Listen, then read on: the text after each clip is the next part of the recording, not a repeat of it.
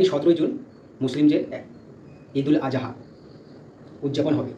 এই ঈদুল আজহা উদযাপন করা হয় এই কারণে যে আমাদেরকে কুরবানি দিতে হবে, মুসলিমদেরকে কুরবানি দিতে হবে, পশু কুরবানি দিতে হবে। যে যেরকমভাবে পাবে পশু কুরবানি দেবে।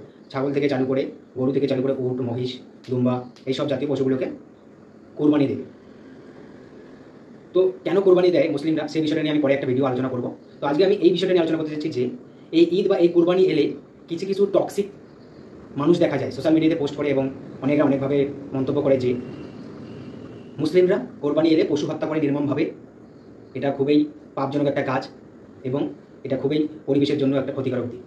তো আমি সেই সব মানুষদের বলতে চাই, সেই সব টক্সিক মানুষদের বলতে চাই যে এই পশু কোরবানি করা বা জীব হত্যা করা যে মহাপাপ তোমরা বলছো, তাহলে তোমরাও একদিক থেকে একটা জিনিস ভেবে দেখো। আমি সেই বিষয়ে নিয়ে ছোট করে আলোচনা করছি। সেটা হল যে সায়েন্স, আজকালকার সায়েন্স বলে যে জীবের মধ্যেও প্রাণ থাকে, একটা গাছের মধ্যেও প্রাণ থাকে, একটা শাকসবজির মধ্যেও প্রাণ থাকে।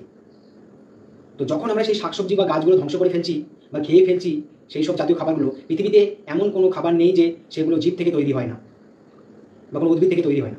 তো আমরা যে শাকসবজিগুলো খাচ্ছি সেই শাকসবজিগুলোরও তো জীবন আছে। তাহলে তখন তো যখন আমরা খাচ্ছি তখন তো তোমাদের কোনো কিছু হচ্ছে না, তোমরাও তো তখন খাচ্ছ শাকসবজি, যে শাকসবজি খেলে কোনোদিনও জীব হত্যা হয় না। বা গাছের মধ্যেও তো প্রাণ আছে, শাকসবজির মধ্যেও তো প্রাণ আছে। তাহলে কী করে তোমাদেরকে আমি সাপোর্ট করবো, কী করে তোমাদের কথাকে আমি এরকমভাবে মান্যতা দেবো, বা মুসলিম জগৎ কেন তোমাদের এই কথাগুলোকে মান্যতা দেবে? তোমাদের সাধারণ জ্ঞান দিয়ে তোমাদেরকে বুঝতে হবে যে জীবে প্রাণ আছে, উদ্ভিদে প্রাণ আছে। তো তোমরা উদ্ভিদ খেয়ে নিচ্ছ, তখন প্রাণ ধ্বংস হচ্ছে, প্রাণ হত্যা হচ্ছে, তখন পাপ হচ্ছে না। যখন মুসলিমরা কোরবানির সময় এসে পশু কোরবানি দিচ্ছে তাদের ধর্মের রীতিনীতি হিসেবে, তখন তোমরা নানা রকমের সিম্প্যাথি দেখাচ্ছ, পশুগুলোকে মেরে ফেলা হচ্ছে, হত্যা করে ফেলা হচ্ছে, প্রকৃতির ক্ষতি হচ্ছে, পশুগুলোকে ধ্বংস করা হচ্ছে। এটা কি ভাই? আমি একটা এক্সাম্পল দিই তোমাদের কাছে, যে আদালতে একটা বিচার হচ্ছে, সেই বিচারে দেখা গিয়েছে যে একজন একটা নিরীহ লোককে, একজন কানা খোড়া লোককে হত্যা করেছে এবং আরেকজন একটা নর্মাল আমার মতো সাধারণ মানুষকে হত্যা করেছে। তাহলে আদালতে কার বিচারটা সব থেকে বেশি, মানে কার দোষটা সব থেকে বেশি হবে, বা কার যে জেল হবে বা যে সব ধারাগুলো হয় কার বেশি দেওয়া হবে? যেই লোকটা সেই কানা খোড়া লোকটাকে হত্যা করেছে তার বেশি সাজা দেওয়া হবে, এবং যে আমার মতো একটা নর্মাল লোককে হত্যা করেছে তার সাজাটা কিন্তু তুলনামূলকভাবে কম দেওয়া হবে। কারণ আদালত তখন এটাই বলবে যে একটা নিষ্পাপ নিরীহ লোককে, কানা খোড়া লোককে, যার 5 ইন্দ্রিয় নেই, এই কানা খোড়া নিষ্পাপ লোকটাকে যে হত্যা করেছে তার বেশি পাপ হবে, আর যে আমার মতো একটা নর্মাল মানুষকে হত্যা করেছে তার কিন্তু পাপটা সেরকমভাবে হবে না। তাহলে আমি সেই দিক থেকে একটা ভিত্তিতে কথা বলছি যে উদ্ভিদের একটা প্রাণীর যেমন 4টা ইন্দ্রিয় আছে, আমি গরুরে ধরলাম 4টা ইন্দ্রিয় আছে বা 5টা ইন্দ্রিয় আছে, সেই ক্ষেত্রে কিন্তু উদ্ভিদের কিন্তু এই 5টা ইন্দ্রিয় নেই। কোনো ক্ষেত্রে দেখা যায় 3টে আছে, কোনো ক্ষেত্রে দেখা যায় 4টে আছে। তাহলে যে উদ্ভিদকে হত্যা করছে তার সাজাটা সব থেকে বেশি হওয়া উচিত তো, মানে যে এই কানা খোড়া লোকটাকে হত্যা করেছে তার শাস্তিটা সব থেকে বেশি দেওয়া উচিত তো। তাহলে তোমরা তো উদ্ভিদ মেয়ে হত্যা করে খেয়ে নিচ্ছ, তাহলে তোমাদের শাস্তিটা বেশি দেওয়া উচিত না? সেটা ভিন্ন ধরনের কথা। আরেকটা বিষয়, তোমরা বলছো মুসলিমরা এই তেলে কোরবানি করে, পশুদেরকে হত্যা করে। ভাই, তোমরা কালী পুজোতে করো না? তোমরা আলাদা আলাদা যেসব পুজোগুলো হয় সেগুলোতে করো না? তোমরা পাঠা বলি দাও না? আর তোমরা সিম্প্যাথিক দেখাচ্ছ এদিকে, মুসলিমরা টেরোরিস্ট, মুসলিমরা হত্যা করে প্রাণীদেরকে, ধর্মের রীতিনীতি হিসাবে মেনে চলে প্রাণীদেরকে হত্যা করছে। এটা কি ধর্মের মুসলিমের রীতিনীতি? আর তোমরা যখন কালী পুজোতে বলিদান করছো, একটা পাঠাকে নিষ্পভাবে এক কুপিয়ে মেরে দিচ্ছ, তখন কিছু হচ্ছে না। সেটা যাই হোক, ধর্মের রীতিনীতি, আমি সেই সব ভিত্তিতে কথা বলতে চাই না। আমি এই ভিত্তিতে কথা বলতে চাই যে তোমরা যেমন ভগবানকে মানো, আমি তেমন, বা মুসলিমরা তেমন আল্লাহকে মানে। তো রীতিনীতি অনুযায়ী সবাই তাদের ধর্ম রীতিনীতি অনুযায়ী তারা কিছু উৎসর্গ করে, সেরকমভাবে আমরা উৎসর্গ করি এই কোরবানি এলে প্রিয় জিনিসগুলোকে এবং মায়া জিনিসগুলোকে আমরা ত্যাগ করি বা উৎসর্গ করি। আমি আলোচনা করতে চাই সেটা হলো যে যেসব পশুগুলো আছে সেগুলো নিষ্পাপ। আমরা সবাই জানি পশু মানে নিষ্পাপ। তাহলে আমি বাঘ বা শ্রীগাল বা হায়না বা লায়ন এইগুলোকে আমি কি বলবো, নিষ্পাপ বলবো নাকি পাপি বলবো? কেননা জঙ্গলের মধ্যে যদি একটা গরু বা একটা ছাগলকে পায় বাঘ বা হায়না বা শিয়াল, তাহলে কিন্তু সেই পশুটাকে নির্মমভাবে হত্যা করে খেয়ে নেয়। তাহলে বাঘ একদিক থেকে কি হচ্ছে, তোমাদের মধ্যে পাপি হয়ে যাচ্ছে। এবার বাঘ যদি সেই সব পশুদেরকে না খায় তাহলে বাঘরা কী করে বাঁচবে? তাহলে শিয়াল বলো, হায়না বলো, নেকড়ে বলো, এরা কী করে বাঁচবে? কেননা তারা তো মাংসাশী প্রাণী, তারা কী করে তাহলে বাঁচবে? তাদের তো মাংস খেয়ে বেঁচে থাকতে হয়।